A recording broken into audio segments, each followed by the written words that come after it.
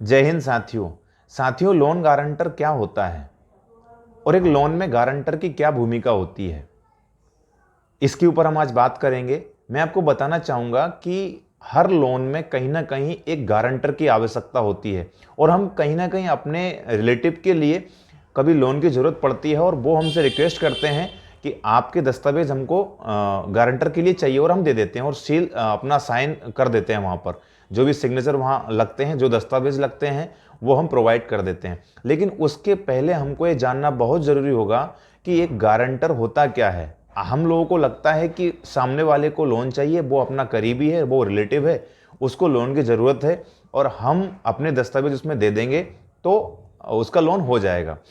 लेकिन दोस्त, इसको अगर डिटेल में समझेंगे, डिटेल में अगर इसको समझा जाए तो एक प्रकार से एक श्योरिटी होती है। जैसे कि अगर आपने दस्तावेज किसी के लोन में दिए हैं तो उसका मतलब ये है, अगर गारंटर आप बने हैं तो आपकी रिस्पॉन्सिबिलिटी क्या है उसको जानना बहुत ज़रूरी है। देने से पहले किसी के भी लोन में आपको अपने दस्तावेज देने से पहले ये जानना बहुत ज़रूरी है। मैं ये नहीं कहूँगा कि लोन में गारंटर बनना गलत है, लेकिन जानना बहुत ज़रूरी है कि मैं गारंटर बनने तो जा रहा हूँ, लेकिन मेरी क्या क्या रिस्पॉन्सिबिलिटी उसमें रहेंगी, मेरी क्या जिम्मेदारी उसमें रहेगी। तो मैं आपको बताना चाहूँगा, अगर आप किसी व्यक्ति के लोन में अगर गारंटर बन रहे हैं तो गारंटर का मतलब ये होता है कि अगर सामने वाला लोन ले रहा है और मैं गारंटर बन रहा हूं, तो सामने वाले ने लोन लिया, अगर वो कभी डिफॉल्टर होता है तो जो अमाउंट बैंक का अमाउंट उसके पास बचा हुआ है, जो वो चढ़ा नहीं पा रहा है, वो पे नहीं कर पा रहा है, बैंक को पैसा रिटर्न नहीं दे पा रहा है, जो भी अमाउंट उसका बचा हुआ है, उस अमाउंट की रिस्पॉन्सिबिलिटी मेरी है कि वो अमाउंट बैंक को मैं भरूंगा।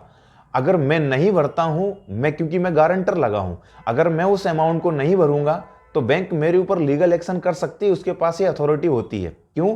कि जब आपने दस्तावेज दिए थे, एक साइन एग्रीमेंट होता है जिसमें आपने अपने साइन किए थे और सिग्नेचर करने के उस टाइम पढ़ा नहीं था फॉर्म आपने कि उसमें क्या क्या लिखा होता है, किस चीज़ के ऊपर आप साइन कर रहे हो। आप तो सिर्फ उस व्यक्ति को जानते हो जो व्यक्ति लोन ले रहा है बैंक से, क्योंकि वो आपका अपना है, आपका रिश्तेदार है, आपका दोस्त है, आपका फ्रेंड, जो भी है, XYZ। लेकिन आपने उसकी गारंटी ली है, कल अगर वो अमाउंट नहीं भर पाता है, वो डिफॉल्टर होता है, तो उस अमाउंट को भरने की रिस्पॉन्सिबिलिटी आपकी है, क्योंकि गारंटर आप हो।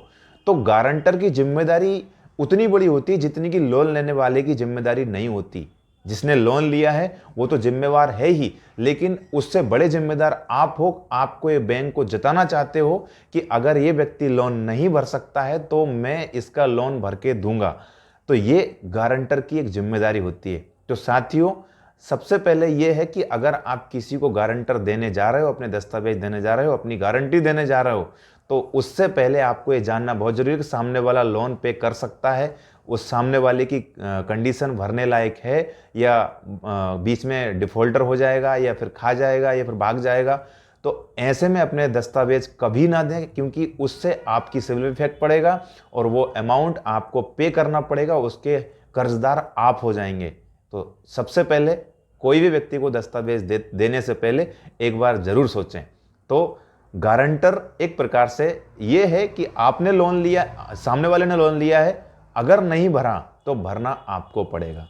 Thank you very much.